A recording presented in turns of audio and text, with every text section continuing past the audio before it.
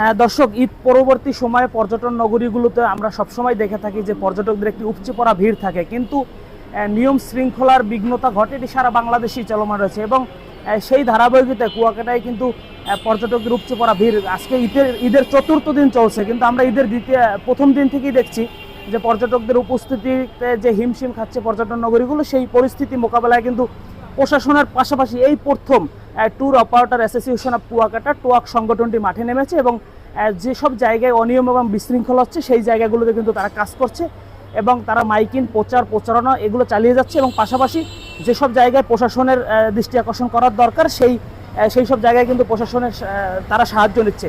আমরা তারই ধারাবাহিকতায় ঈদের চতুর্থ দিন আজকে চলছে। আমরা এই কুয়াকাটার একটি রেস্টুরেন্ট, যেখানে পর্যটকদের খাবার পরিবেশন করা হয় এবং পর্যটকরা যেসব হোটেলগুলোতে খাবার খায়, সেই একটি হোটেলে কিন্তু তারা কিন্তু পরিদর্শনেছেন tour operator association of Kuakata. আমরা সরাসরি আপনাদেরকে দেখানোর চেষ্টা করছি।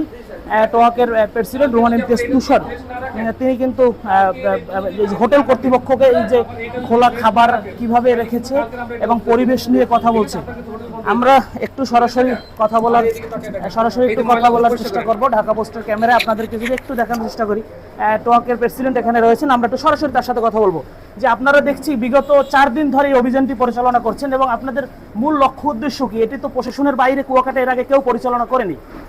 আমাদের উদ্দেশ্যটা হলো কুয়াকাটায় যেহেতু ঈদের পরে অনেক গেস্ট আসতেছে, কোনো গেস্ট যাতে বিশেষ করে খাবার হোটেলগুলোতে মানসম্পন্ন খাবার থেকে বঞ্চিত না হয় এবং পরিষ্কার পরিচ্ছন্ন পরিবেশের জন্য খেতে পারে। এবং আমরা আরেকটা বিষয় খেয়াল করতেছি যে, এবং ওনাদেরকে এটা মেসেজ দিচ্ছি এবং সচেতন করছি, সেটা হলো যে কোনোভাবেই যেন কোনো খাবারের দামটা যেন অতিরিক্ত না রাখা হয়, যেটা ওনাদের নাগালের বাইরে বা ওনাদের বাজেটের বাইরে। আমরা বিগত দিনে আমাদের যে টুকটাক ভুল ত্রুটি এই অঞ্চলে ছিল, বিশেষ করে খাবার হোটেলগুলোতে, সেটা নিরসনের জন্য স্থানীয় উদ্যোগে আমরা এটা প্রতিদিনই আমরা এই মনিটরিংয়ের সিস্টেমটা করেছি এবং প্রত্যেকটা হোটেলে যাওয়ার চেষ্টা করছি। একদিকে হলো যে পরিষ্কার পরিচ্ছন্ন থাকতে হবে, আর একদিকে হলো যে খাবারটা মানসম্পন্ন রাখতে হবে, আর একটা হলো যে খাবারের রেটটা সেটা অবশ্যই তাদের নাগালের ভিতর রাখতে হবে। আর কোনো ক্রমে আজকের খাবার কাউকে খাওয়াতে পারবে না।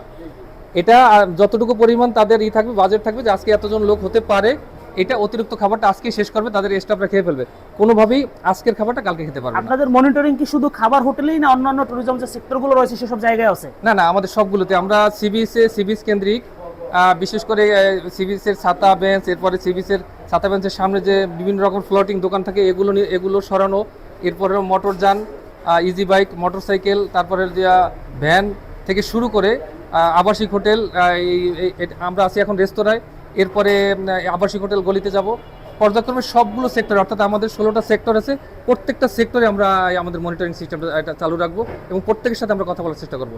এরপরেও আমাদের আছে সন্ধ্যার পরে আমরা অ্যাওয়ারনেসের ব্যবস্থা করছি, সেটা হলো গ্রুপ ওয়াইজ, যাদের সন্ধ্যার পরে যাদের কাজ থাকে না তাদেরকে ডেকে নিয়ে আবার এটা আমরা 1 ঘন্টার একটা ব্রিফ করার মেসেজ দেওয়ার চেষ্টা করি, পর্যটকদের সাথে কিভাবে তাদের ব্যবহার করতে হবে, কিভাবে পর্যটকদের সর্বোচ্চ সেবাটা দিতে পারবে, এই বিষয়টা নিয়ে।